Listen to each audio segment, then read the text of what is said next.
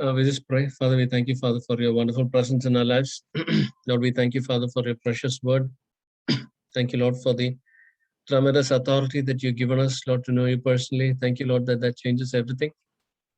Father, we are privileged, Lord. We are honored, Lord, to know you personally. Thank you, Jesus. Thank you, Father, for all of your goodness and your mercy to us in the land of the living. Lord, your word reminds us, Lord, that no good thing you'll withhold from those who fear you, from those who seek you. Thank you, Father, that it's our privilege, Lord, to be able to reside in your presence continuously. Lord, when we see so many things happening around us, Lord, the world is shifting and shaking, Lord, amen. And we thank you, Master. Your word reminds us, Lord, that 1,000 may fall on your side and 10,000 on your right side, but it shall not come near you. Father, we thank you that, Lord, you called us, Lord, to stand strong. And, Lord, more than that, to be a beacon of strength and of help and of support to people around.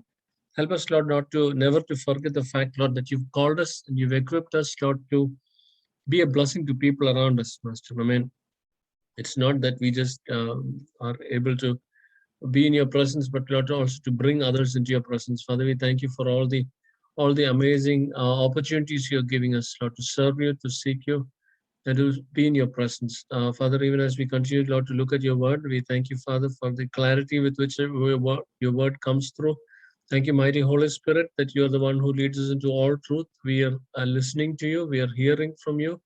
We are hearing you speak, and we receive the revelation that you are in mind for us, and we go from glory to glory and from strength to strength. Thank you, Lord, that we are not going to permit our traditional understanding, our own understanding, to come in the way of your scripture and block us from receiving it, Lord. But we are willing, Lord, to throw away everything that we have and to seek your word with freshness, Lord. Thank you, Jesus. We give you all the glory and all the praise. In Jesus' mighty name we pray. Amen. Amen. Yeah. Yeah, we were looking at baptism, and I think this is the third week. I didn't ever expect it to be this long. But like our idea is not to run through a Bible study just for the sake of it, right? We want to be clear about what we are going through, so that we might be able to walk in it. That is what I always like to do. God has called us to walk in the light of the Word of God, right? And it is that walk which will help us to live with power. Now, it is that which will help us to overcome the challenges that the world throws at us. And at this point, we're all very well aware that the devil is like throwing all sorts of nonsense right at us. The devil is throwing all sorts of stuff at us and at people. And look at the confusion the world is in. Look at the calamities that the world is facing. Look at the challenges. If you look at like the other day, I was just quickly looking at it. You have plenty of earthquakes. You have no shortage of floods. You have no shortage of volcanic eruptions. I think the last week there was an eruption in Hawaii, and I think there was one more eruption somewhere. When we were all small, one eruption in a year was news for the year. Now I can't even remember where the other eruption was, because there's floods everywhere and so many calamities, famines and COVID and whatnot. So particularly during these times, because we are strong and because we've been confessing scripture, we can stand strong. So our attitude must always be to listen and to hear and to check from the Word of God and then pick it up if it is there in scripture, right? You remember the portion in the book of Acts where Paul, you can hear me clearly, right? Yeah. You remember, right? Paul speaks at Berea, and all the Christians, all the believers there. Remember, who is Paul? Paul wrote 2/3 of the epistles, right? Yeah. 2 out of 3 epistles were written by Paul. This guy studied at the foot of Gamaliel. He knows the Old Testament left, right, and center.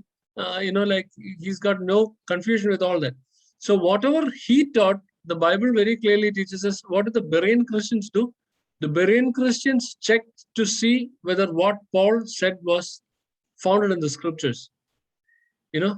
So particularly we know Jesus' prophecy, right? That in the last times people will come in my name and they will try to distort your walk, right? They'll try to make you go astray. And what is our guarantee that you and I will not go astray? Our guarantee that we will not go astray is if we follow the word of God. Okay? You don't take what I'm saying, don't take what somebody else is saying, don't take what somebody else is teaching, and then run with it. Go back, check if it is in the scripture and walk with it. Okay, so we were looking at a believer's baptism, right? So we saw that there were three types of baptisms. One is child baptism, and one is adult baptism, and one is believer's baptism. These are three terms that are used in the Christian circles. And we understood that child baptism is wrong because we could not find a foundation for it from scripture. We also figured out that adult baptism is wrong. We'll come to more of that today and all that. And then we understood about believers' baptism, right? So we looked at the four families that like people say, oh, there are families which had their baptism in the Bible, and we clearly saw that there were only four families out of which we can prove that three of them did not have children. We can conclusively prove that, and only Lydia is a little bit of confusion, but that so-called confusion. But that also we are able to logically deduce that she didn't have any babies. So we don't want to make a doctrine out of that which is not written in the Bible. We want to make a teaching out of that which is in the Bible. Okay. So yeah, we saw all those things. And then we will today look at some of the general questions. Okay. I don't know if any of you had some time to look at any general questions to look at, but I guess with today, we will cover that. And if you got any questions still, just bring it back and then we will talk about it. Okay. Yeah. And as I said, my attitude is not that I know it all. My attitude is I'm willing to change if somebody can bring me a truth from the scripture. Okay. Okay. So one of the big questions that comes to us when we particularly talk about believers' baptism is, hey, you know what? There are children in a Christian's house, right? So what happens if they don't have the opportunity to believe and be baptized, and if they die? Things happen, right? So what is our solution for that? What is our answer for that? Our answer for that is in Matthew chapter 18, verse 4. Can you turn with me there? Matthew chapter 18, verse 4.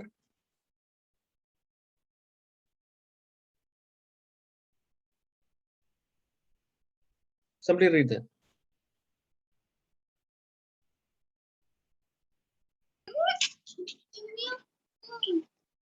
Therefore, whoever humbles himself as this little child is the greatest in the kingdom of heaven.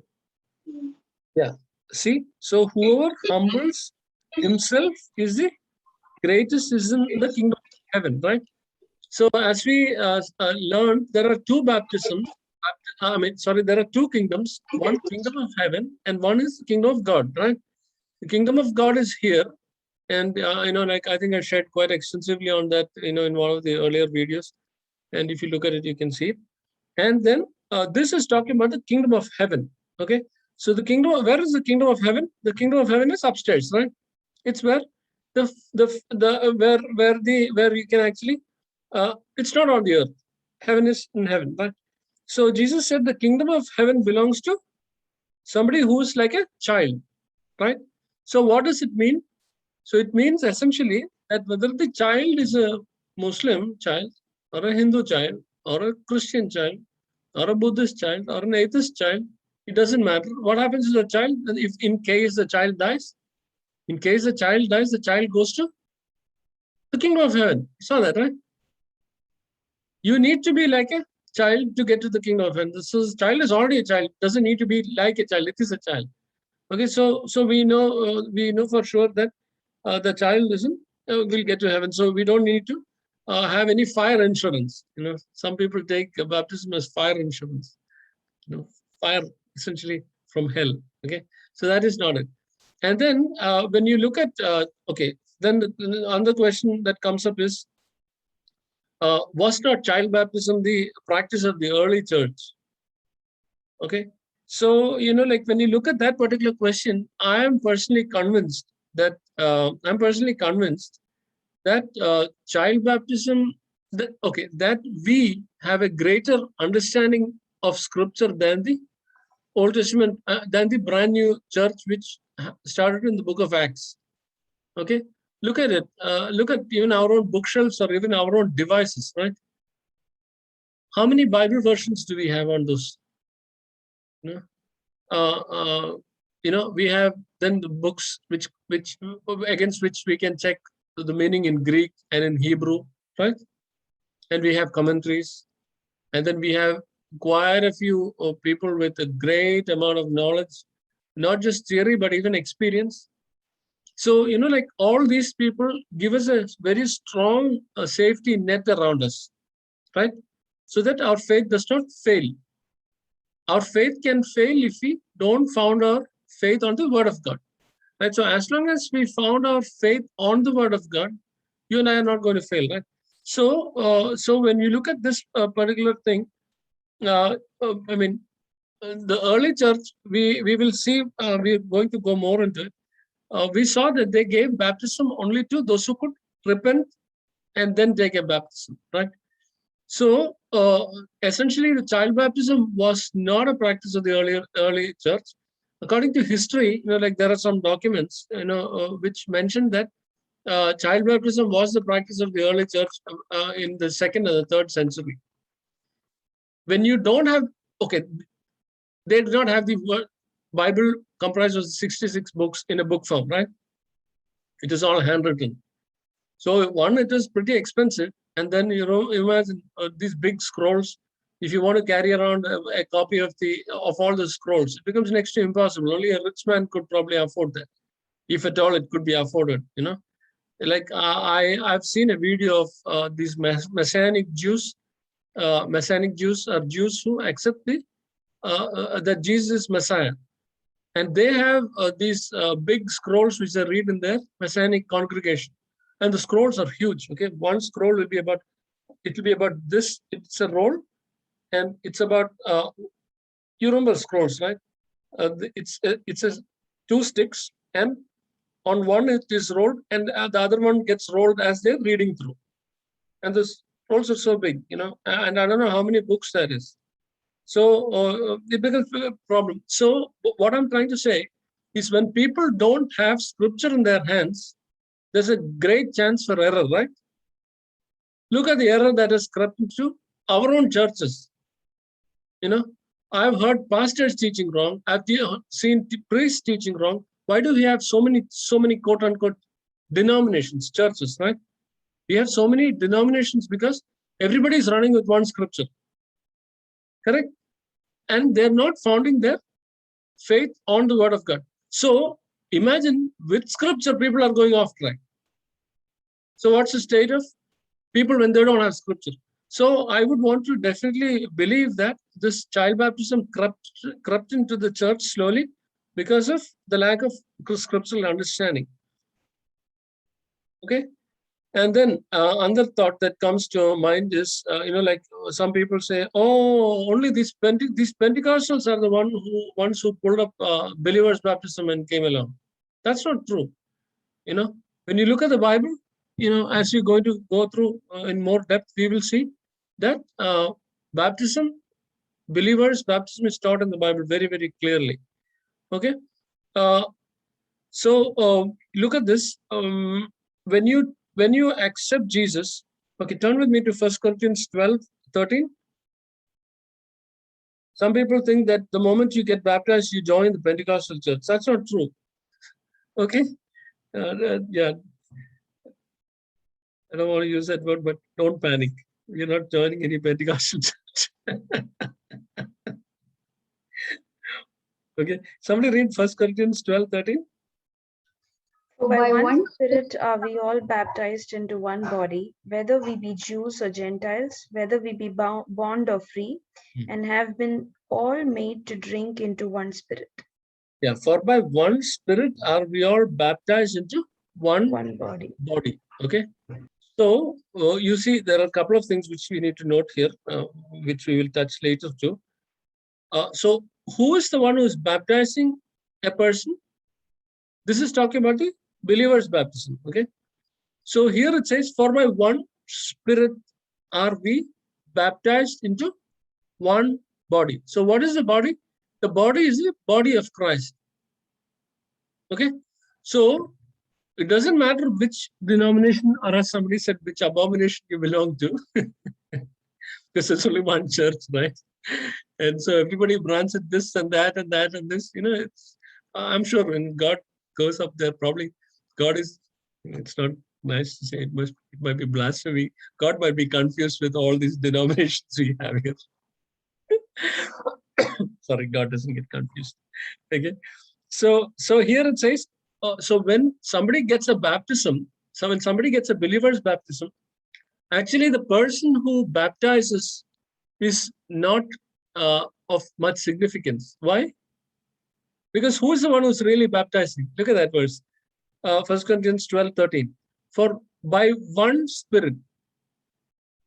So some people say, oh, I want to get baptized by Reinhard Bonnke. I want to get baptized by Benny Hinn. I want to get baptized by Billy Graham. It really doesn't matter. Okay, why? Because who is the one who's really baptizing you? It is by one Spirit. The Spirit is the one who's baptizing. And where are we all being baptized into? We're not being baptized into the Pentecostal church. We are being baptized not into the Martha church. We are being baptized into the body of Christ. So when we get a believer's baptism, we'll look at it later. We're getting joined to Jesus. Okay, so that's what actually happens. So that's another question. Okay, so then another question that people have is, hey, Jesus had a baptism. Okay, so I mean, I've heard people say this. Jesus had baptism, so you should have baptism. Heard that? Jesus' baptism is not the baptism we are having. Turn with me to John chapter 1:33. John 1:33.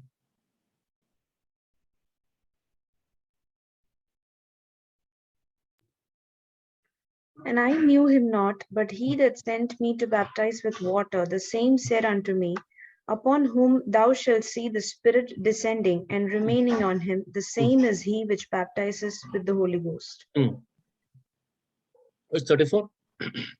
And I saw and bear record that this is the Son of God. Okay, so look at Jesus.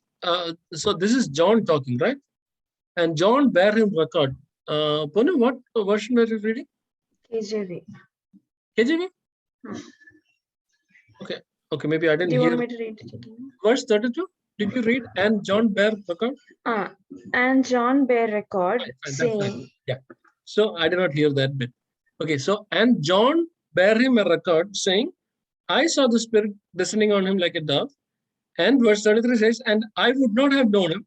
I'm just paraphrasing. But he that sent me to baptize with the water, the same said unto me, that upon whom you will see the Spirit descending, it's the same that will baptize you with the Holy Spirit. Correct? So, look at Jesus. When you look at the Bible, everywhere the word baptism is used, the word repent is used before that. Okay? Everywhere where both those words are used together. Repent, there's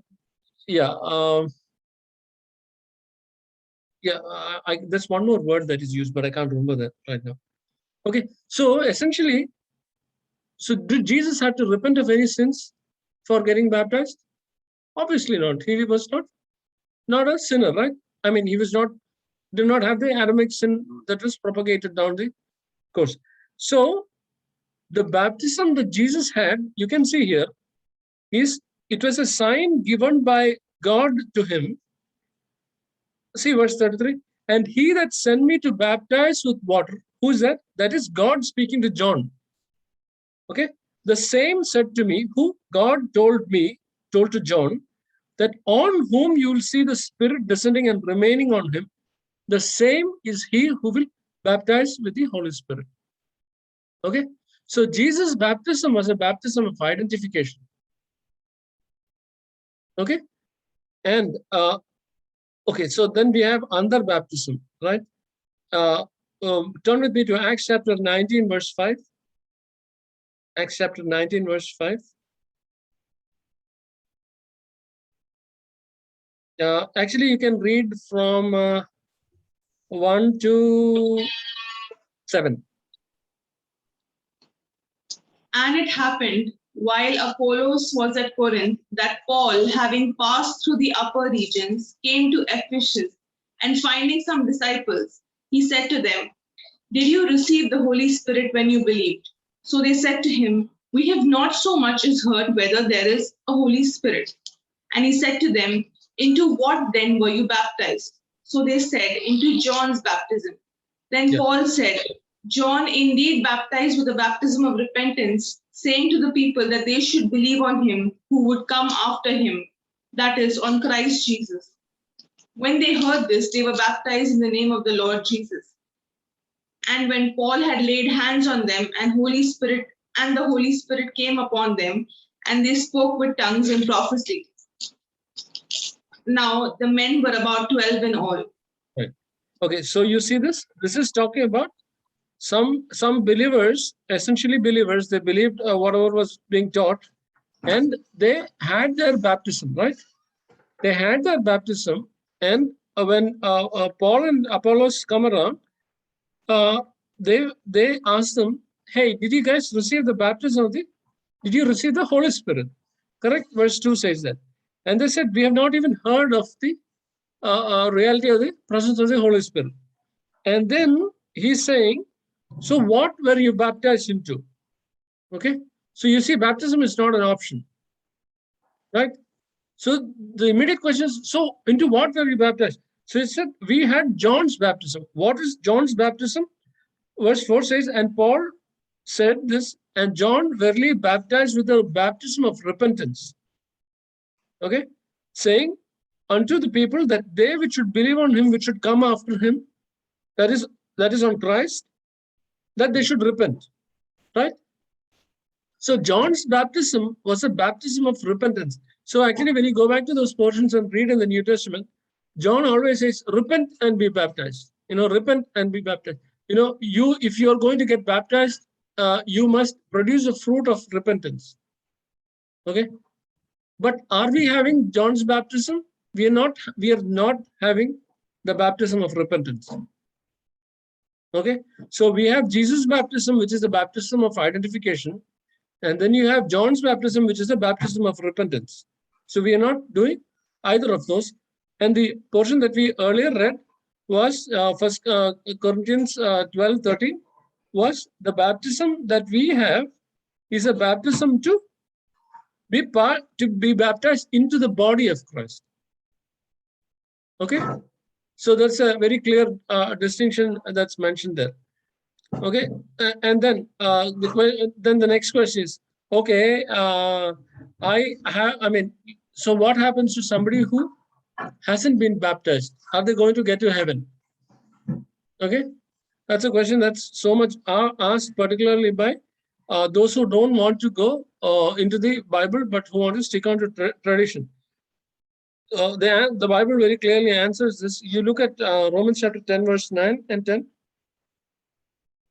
Romans chapter 10, verse 9 and 10.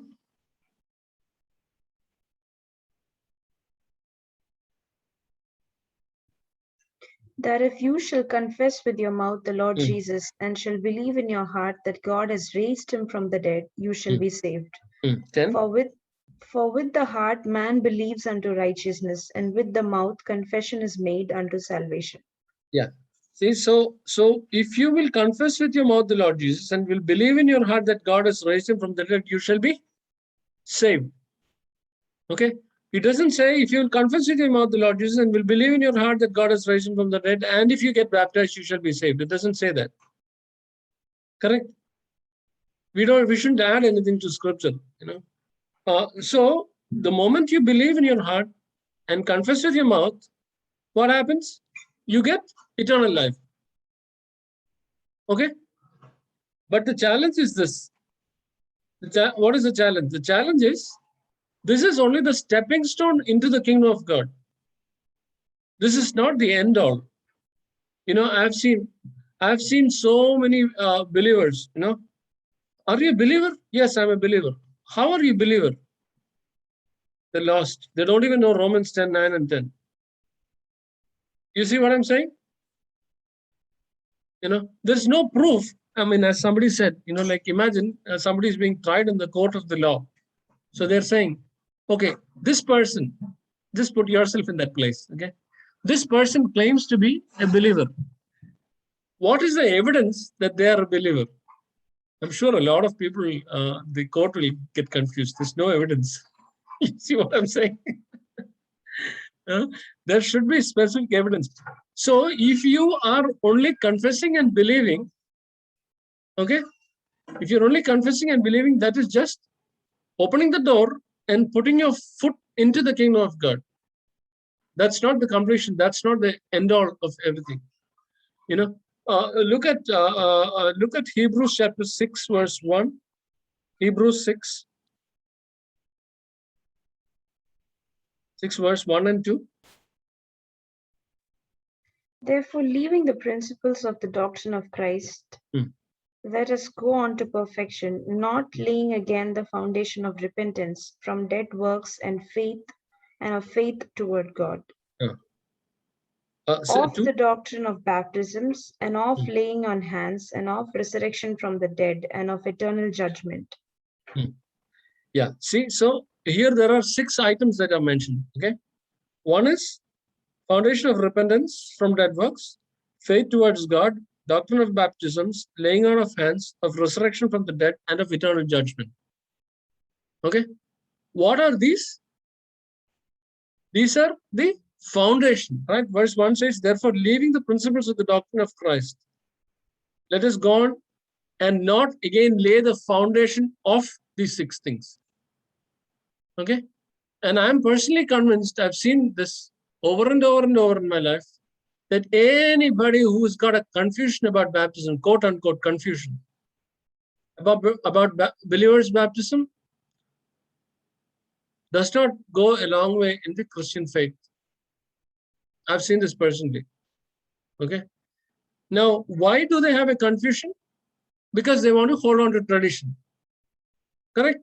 I have personally no confusion about anything under the sun. I mean, I'm talking about Christian things, particularly about things on which I must base my life on. Okay. So when you look at this, if anybody has got a confusion about these foundational things, you can't run a car with 3 wheels, can you? You can't run a car with 3 wheels. Okay, I mean, I remember hearing this sad story. It's a sad story. It's also a funny story.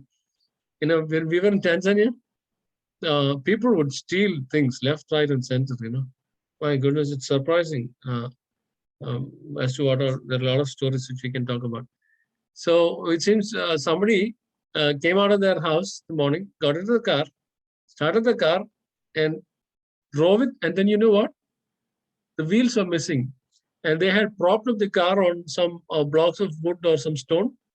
And when the wheels move, what happens? The prop falls off, right? Car just rolled forward and fell down flat. You know? So what I'm just trying to say is, if you can't have a foundation, if a car only has 3 wheels, how stable is it going to be? Not nice, right? So if anybody has a confusion on these things, essentially because they want to hold on to tradition, you cannot build upwards in your Christian faith. You know, I will really guarantee you that. I mean, I don't need to guarantee you that everybody knows, right? It's not anything that I need to prove. You know it very well. Okay. So when you look at baptism, it is a basic foundation, and we shouldn't be holding on to tradition, but we should be going to the clarity of the Word of God. So if we step into that, the Holy Spirit will really help us to go strong on that. I think I covered this pretty quick. I think Malayalam, there was quite a bit of, my tongue was tied a bit. I'm not sure in Malayalam. Yeah. Any questions, any thoughts?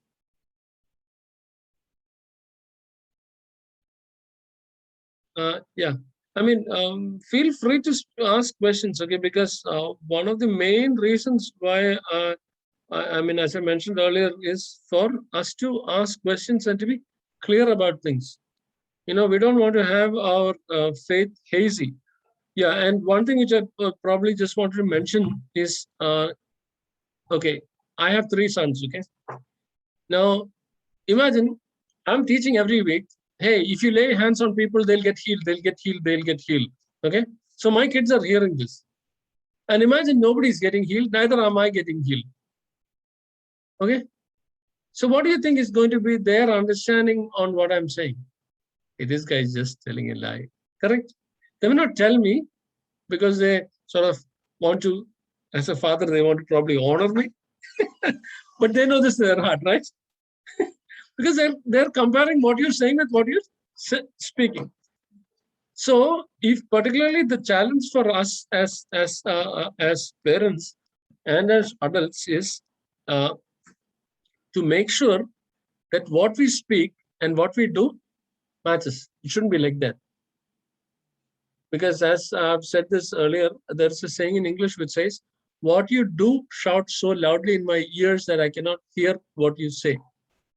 Okay, so if we don't teach and live by example, our words are going to be of no value. Okay, and the biggest challenge for today's generation is, I think the youngsters sitting here can probably talk about it. When we go to, particularly in the West, when you come to a university, there is a disorientation course that they put in. Okay, atheism, God doesn't exist, evolution is true, and a lot of kids are not really equipped to the level these guys are, because they have spent a lifetime working on that to disorient believers. It's a demonic agenda. And so if we cannot show the gospel in its power, what is essentially happening? We are robbing our children and people around us of having something for them to base their life on. You see what I'm saying? If we cannot lay hands on people, okay, and pray,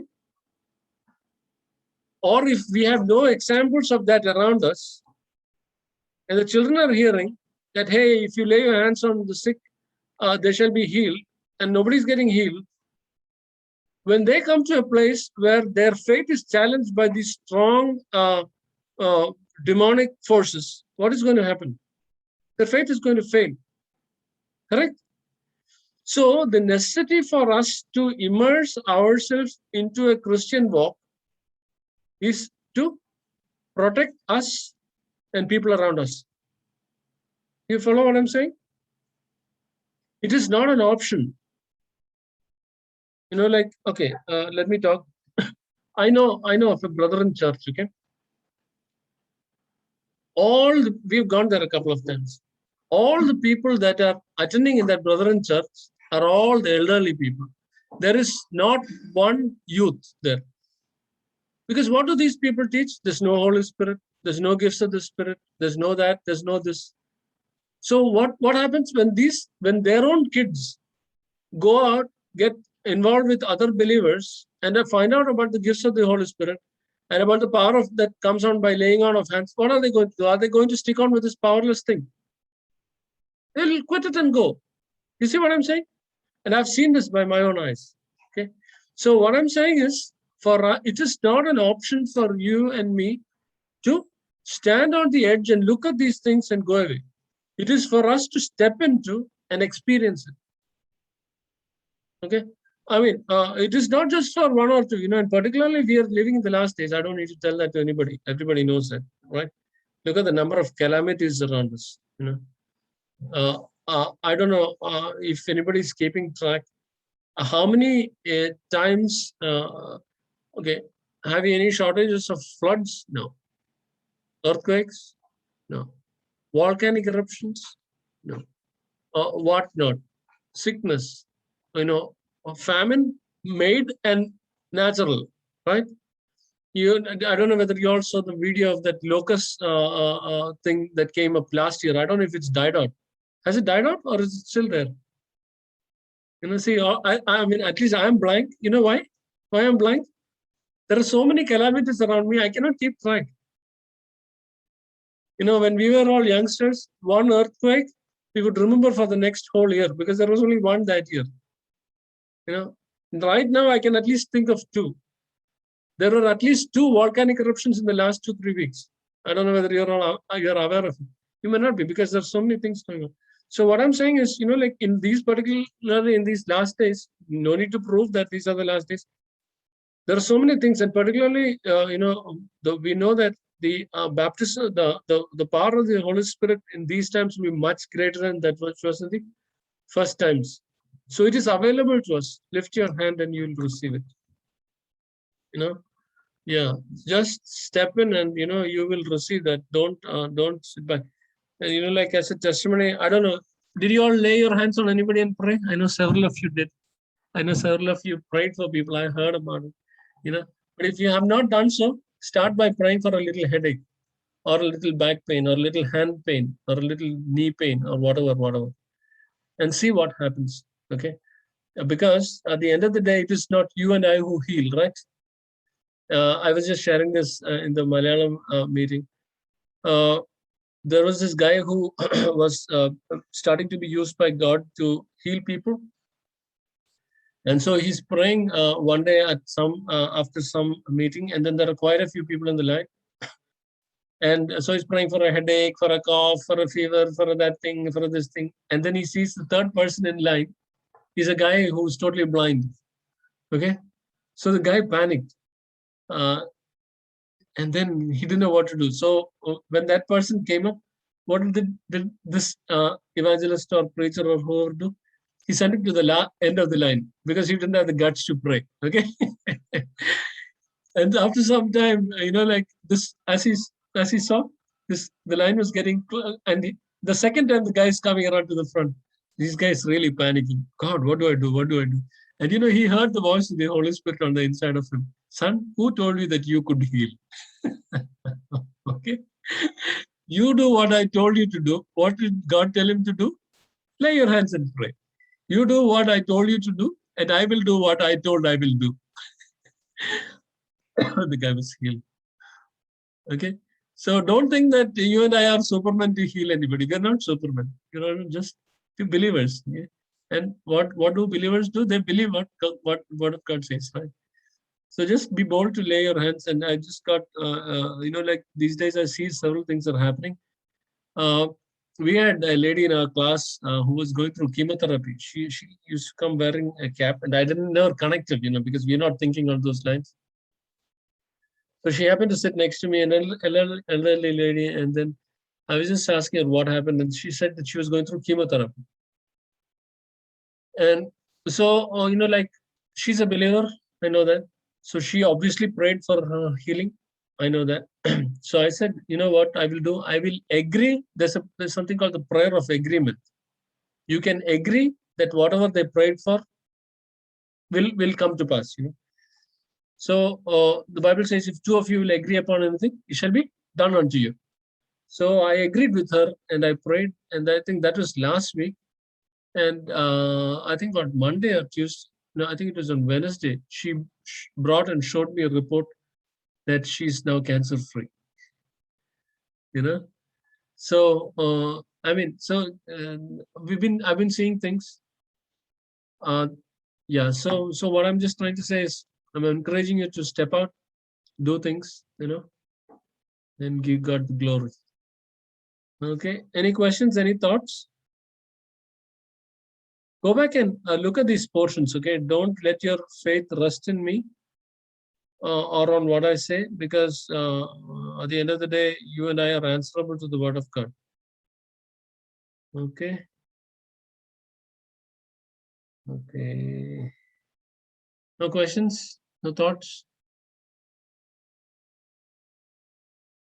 I have a feeling that Jesus Christ, if his life was to be used as a manual for us to follow, the rest of the believers to follow, would it be that he had his baptism with the Holy Spirit at a mature age, when he's come of age, for us to follow? Because if he were to take a child baptism with the belief, he would have done it when he was giving the sermon in the Jewish temple. Yeah. Because he already had come of belief then. But then he waited till he became an adult to be baptized by John. Would that be because it was a manual that he was leaving forward for the rest of us to follow? Yeah, I mean, okay, if you ask me that, I will want to think, see, believers' baptism or the Holy Spirit baptism, none of these are given as a sign of spiritual maturity. Okay, because when we look at the book of Acts chapter 2, Acts chapter, turn with me to Acts chapter 2. We shouldn't connect spiritual maturity with either believers' baptism or the Holy Spirit baptism. It is not an attestation by God that this guy can be followed, this guy is super strong. No, that's not what it says. Okay. Turn with me to Acts chapter 2, verse 37 and 38. Can somebody read that? When they heard this, they were cut to the heart and said to Peter and the rest of the apostles, "Men and brethren, what shall we do?" Then Peter said to them, "Repent and let every one of you be baptized in the name of Jesus Christ for the remission of sins, and you shall receive the gift of the Holy Spirit." Okay. See, this portion brings out several things. One, so who are these people? These people referred to as them is the crowd of Jews and everybody who came to celebrate the feast of the Pentecost. Okay, in the city of Jerusalem. So the Holy Spirit comes upon Peter, and they are talking in tongues. If you look at verse 3 and 4, and there appeared. Read 2 to 4. Acts chapter 2, 2 to 4. Yeah. And suddenly there came a sound from heaven, as of a rushing mighty wind, and it filled the whole house where they were sitting. Then there appeared to them divided tongues as of fire, and one sat upon each of them. And verse 4. And they were all filled with the Holy Spirit and began to speak with other tongues as the Spirit gave them utterance. And 5. And there were dwelling in Jerusalem Jews, devout men from every nation under heaven. Yeah, fine. So here Peter is speaking in the earlier verse to who? To these Jews who have just come around. Okay, they gathered for something else, and then when the Holy Spirit baptism came upon them, they spoke with tongues, and evidently there was something more than just a quiet speaking of tongues. Probably when the fire descended, people saw the fire coming from outside. So here it says that a lot of people were there. And then Peter and his disciples stand up and proclaim the gospel. And verse 37 says, and when the gospel was preached, I'm just paraphrasing it. Verse 37, it says, they were pricked in the heart, and they told to Peter and to the rest of the apostles, saying, "Men and brethren, what shall we do?" Okay. So imagine they only have the last 1 hour of exposure to Jesus and to all of this teaching, probably only 1 or 2 hours. And then what does Peter say? Verse 38, Peter says, "Repent and be baptized." That's talking about believers' baptism in water. And on every one of you in the name of Jesus Christ for the remission of sins, and you shall receive the gift of the Holy Spirit. So who is receiving the Holy Spirit baptism? Those who receive believers' baptism. Who's receiving believers' baptism? Everybody who repented. And how long did it take for them to come to a point of repentance? Maybe 1 or 2 hours. So it's not a sign of maturity. Okay. Now Jesus had his, baptism at the age of 30. Probably there are many other reasons. Sorry, you were about to say something? Yeah. So that is not necessarily an example for all of us to wait till about 30 years to get our believers' baptism. No. And as I mentioned earlier, we are not having Jesus' baptism. Jesus' baptism was a baptism of identification. John's baptism was a baptism of repentance. And our baptism is a baptism to join into Christ. Okay? Any other thoughts? Good, good. Thank you. Thank you for bringing that up.